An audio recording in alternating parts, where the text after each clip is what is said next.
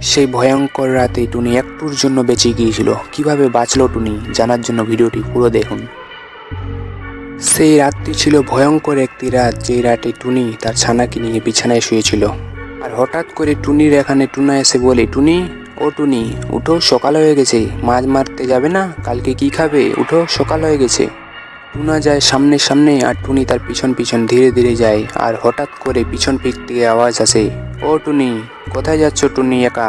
তখন টুনি পিছন ফিরে তাকায় এবং দেখে টুনা তার পিছনে। তাহলে সামনে কে ছিল ওটা? টুনি কার সঙ্গে যাচ্ছিল ওটা?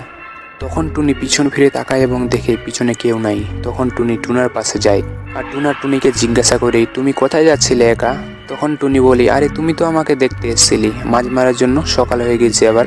আর টুনা বলে, না, আমি তো তোমাকে ডাকতে যাইনি, আমি তো শুয়েছিলাম, আমি দেখলাম যে তুমি একা যাচ্ছ, তাই আমি তোমাকে জিজ্ঞাসা করলাম।